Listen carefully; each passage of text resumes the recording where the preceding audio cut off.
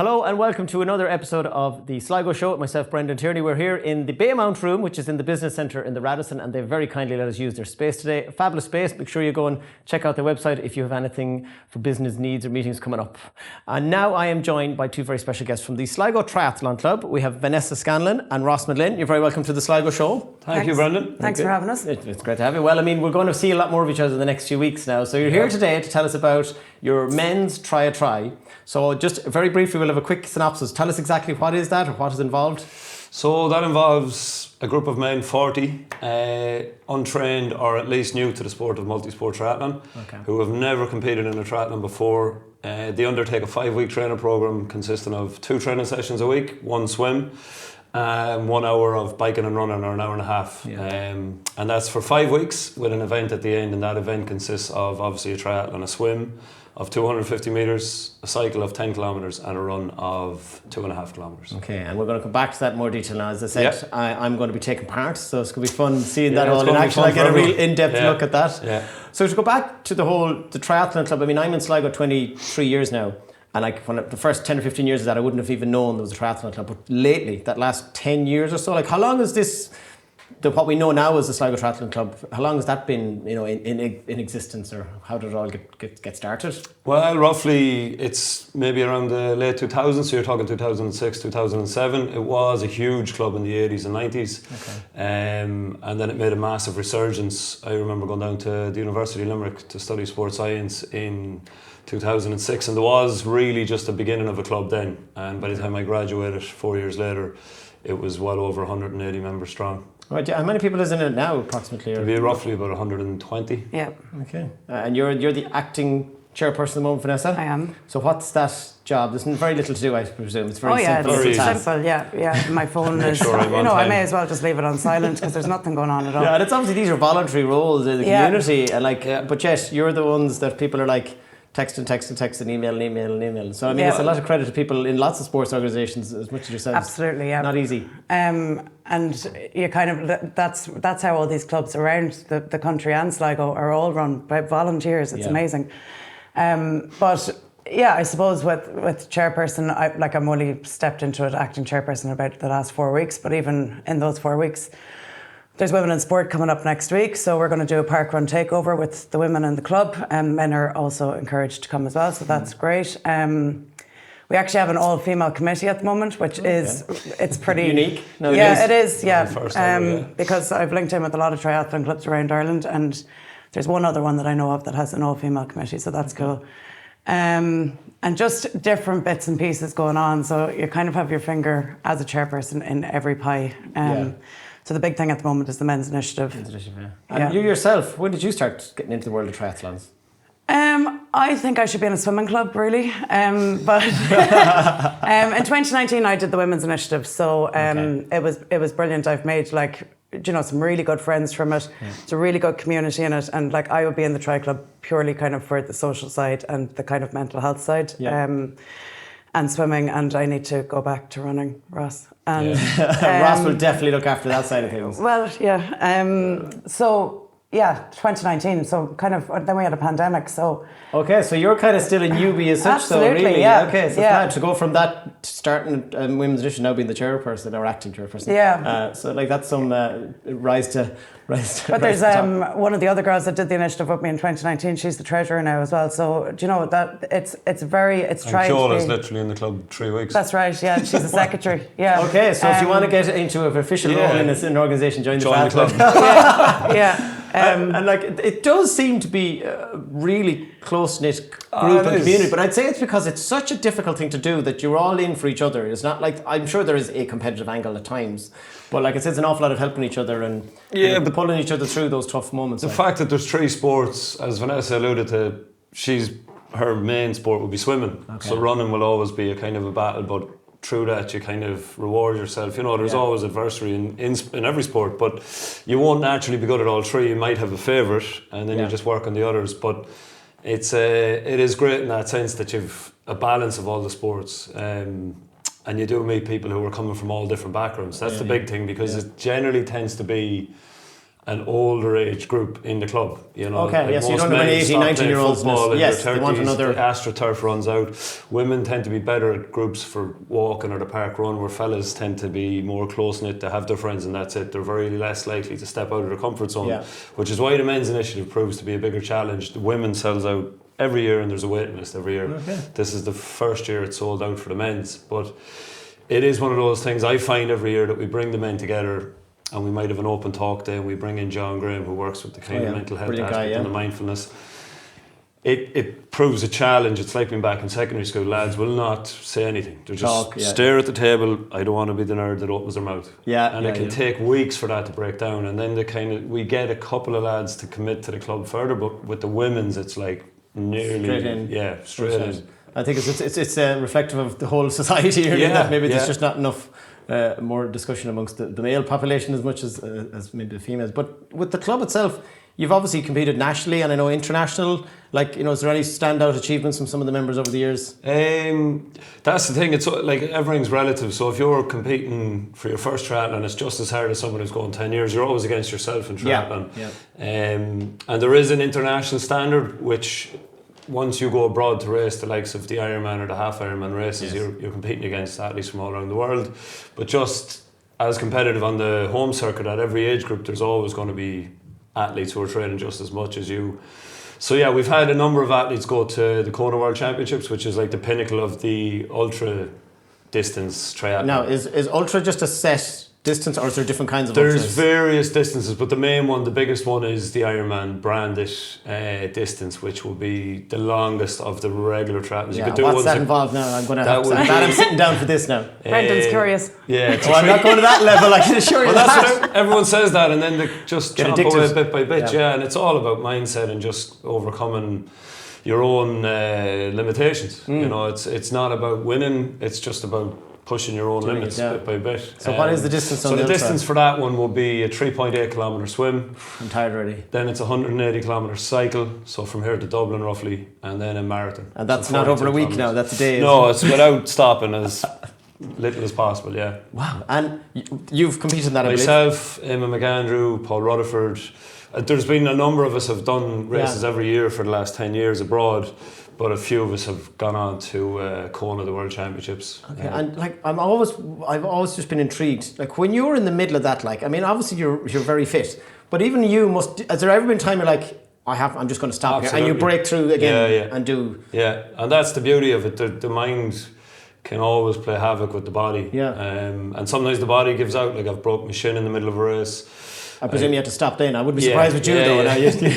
It took a while, but I did have to stop. But those kind of things. Look, every race is different. You can never plan for everything. There's always going to be obstacles thrown up, just like in life. And that's the beauty of endurance sport in general, whether it be just running or solo swimming or cycling, or all three combined. You can never control all the variables. Yeah, and Vanessa, you mentioned about mental health as well. I'd say this is a sport for someone that, because if people might not want to be joining a team, you can go and just do your own thing, but you'll be part of a group. But you've said mental health is a big thing for people joining a triathlon club as well. Like in complete contrast to what Ross is after saying, so I ran an initiative last year, Try Our Pride, for the LGBTQIA plus community, and just this morning one of the lads texted in and said, look, I'm going to do a 5k run in Tubbercurry on the 17th of March. Does anyone want to do it with me? Now, I haven't got back to him yet because I had a busy morning, but that's the lovely thing. So like, while there's some people in the club thinking about Kona and Ironman and whatever, there's other people in the club thinking about 5k runs, and everyone's supported. Even there was a huge contingent went over to the Ironman. Which Ironman was it that you all went to last year? Portugal.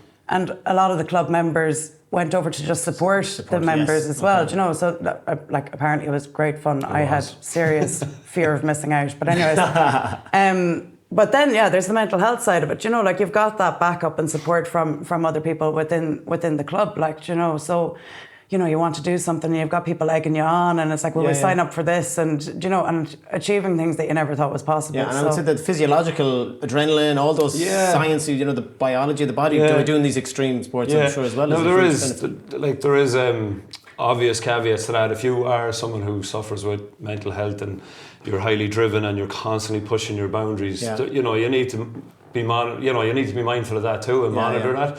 But what I found one of the biggest things with the men's initiative as well, and lads coming out of team sports, which most will have done, whether it be Gaelic or soccer.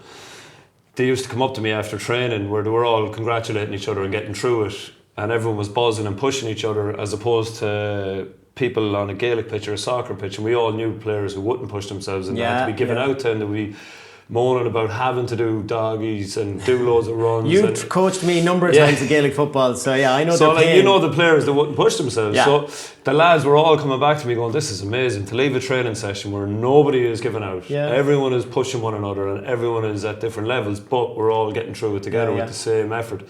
That was the first time I'd heard it said like that, and I was like, you're actually right. Well, I think, like, say someone like, okay, we're going to talk about the try. I'm signed up to it. It's something I've been intrigued to do for years. I don't think I'll ever do, like, I'm definitely not doing ultramarathons. You say that now. No, but you say that. Well, I have it on camera now. Anyways, I'm flipped it around. But like, it's you challenge yourself. So if you go, I might be running ahead or I'm cycling ahead, but I'm challenging myself. Yeah. So I'm not trying to show off. But equally, someone that's like maybe not that active or maybe have overweight or whatever reasons, they're fighting their own little battle, and that could be even harder than the person who's half it. So it really, for me, the attraction is, like, I'm 42 now, I don't really do team sports. So you're just now going, I just want a little physical challenge and a mental challenge. So I think the try really ticks the box perfectly. It does. Like, you see a lot of lads, as I said earlier, that just come out of team sports and they really need that motivation. You know, and once you meet a similar cohort, you're like, okay, I'm not on my own. They think, like, you have men with issues about just wearing swimming togs in front of other men. And swimming is always the big stumbling block for adults coming into, especially our age group, because we didn't have a swimming pool, or there wasn't swimming lessons in schools. So they never learned to swim, and they might be able to get up and down the pool, but they've never actually had lessons. And that's the biggest stumbling block I find. Everyone has jogged at one point or another, or thinks they can run. And we may have cycled a little bit from A to B, you know.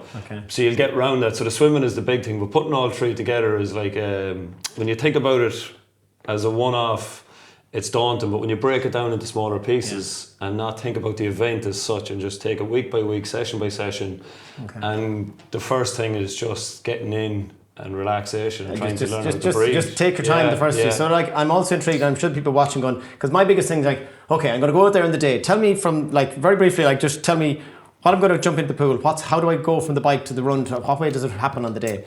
Well, that's it, right. So on the day, you'll arrive up, we'll have the talk in the morning, try and relax the nerves, because that's the biggest thing, is trying to calm the breathing. The breathing sets off everything. So if your breathing is hyperventilation, you're sending the body into a fight or flight mode. So you're trying to bring that down into a relaxation while there's excitement. I'm just going to write these all down. Cheat sheet. But so basically, you're going to swim.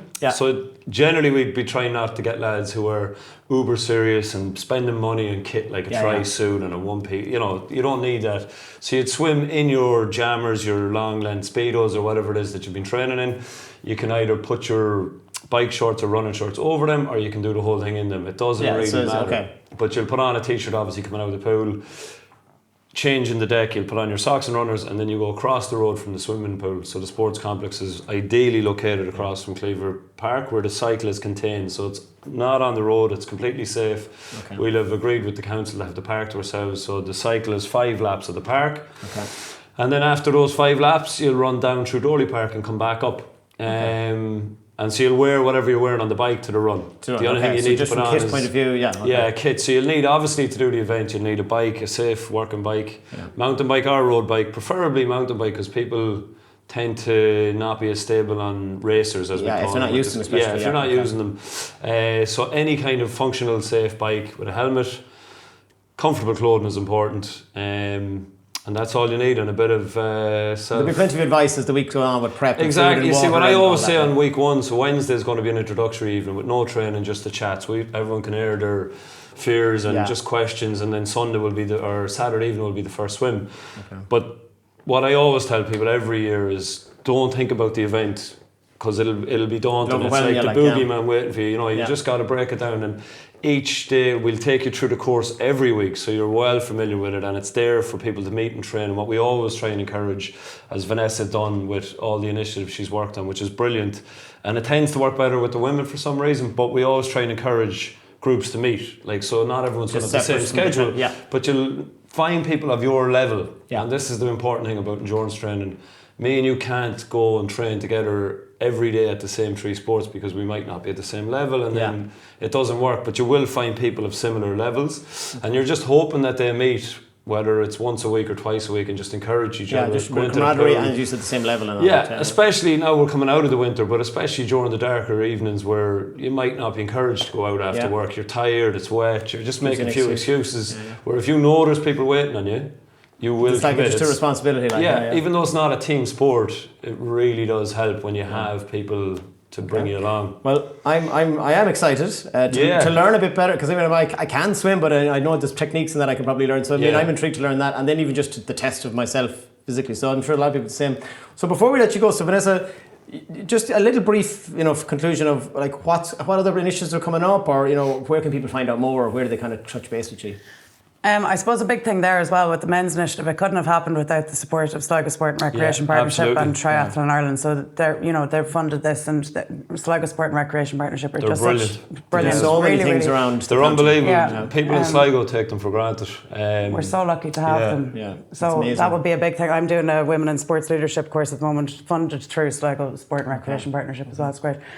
Anyways, things coming up. So we've got obviously the women's takeover for the park run on the 11th of March. So that's next Saturday. We're in the talks at the moment of kind of a sprint triathlon. It might be smaller than that for people who've done initiatives in the past. Okay, so it's just another likes yourself for graduate. Well, let's do it first now. Graduate. No pressure. So we're just kind of trying to work out what we're doing around that, but we're looking at late May, early June. The Women's Initiative will be coming back up in October, so we have a waiting list up on the website at the moment. So if people are interested to just go onto the website. It's Sligo Triathlon.ie. And then there's an initiatives button, and we're going to have the Men's Initiative email working on that as well, so that people for next year can pre-sign up. Yeah. Okay, cool. So just different bits. We're going to really kind of focus on the club and the members this year. We do run national series and things like that, but I think this year we're going to kind of rein it back in and really just try to have a bit of crack in the club. Good, I like the sound of that. Who knows, maybe I'll be partaking in that crack. So you will, absolutely. And for any parents with kids who are is there an age group or limit? Well, we have the adult, obviously 18 plus. And you'll notice like there is a massive, like when kids go off to college or they just kind of fall out of love with sport in general, adults come back into it. So the Tri Club itself, the senior club as we know it, will be adults. But then there is a junior club that I've been running very successfully for the last 6-7 years, and it's been just building year on year to the extent where we had to separate it into 2 cohorts. So you had a younger group train on a Friday and the older group on a Saturday for 2 hours apiece, and the younger group was 9 to 12 and the older group was 13 to 16. So we there were 60 kids involved. Wow. With a good committee behind me, and obviously support from the senior club and funding from the senior club, and help from the sports partnership again when we ran school events, because that's it gave the carrot for kids to get into, and it's great to see. But again, you get kids from such a variety of backgrounds in sport and terms. I think that's the thing, it just opens it up for everybody of all abilities and ages. They may not want to compete in triathlon, but they may get into mountain biking, they may get into surfing or surf lifesaving, and that's great. I'm not like try. I just love sport. Movement is key. Yeah, well, it's a huge benefit in so many ways. Well, now, as I said, I better go here because we have a busy day here at Ventures. It's been lovely chatting to you. I've got a little cheat there now. I found a few little. We'll see on Sunday. We'll see on Wednesday. Or Saturday evening. Well, Wednesday first, yes. Yeah, you're going to have to give the presentation on Wednesday now. I'll tell you all what's going to happen. You can stay at home that day. Perfect. Look, lovely chatting to you guys. Amazing voluntary work you keep doing, and so I'm looking forward to taking part. And as I said, it's sligotriathlon.ie and on social media as well. It's easy. So it's open to anyone. They don't have to be triathletes to join the club. They don't have to do an initiative to join the club. They can just come and join the club, take part in different classes. It's all on the website, but there's multiple classes. No problem. Well, that was Vanessa and Ross from the Sligo Triathlon Club. As we said, sligotriathlon.ie, or check them out on social media. That's all for this episode. Thanks again to the Radisson for letting us use their lovely meeting room here in the business centre. We'll see you next time. The Sligo Show is produced by Pixit Productions and hosted by Brendan Tierney. If you need a video for your business or would like to feature on the show, get in touch with us today. So if you liked what you just seen, don't forget to like and subscribe on our YouTube channel here. We've loads of great interviews from a load of really interesting people over the series. And if you're on social media, which I'm sure loads of you are, we are on Instagram and Facebook, so give us a follow there.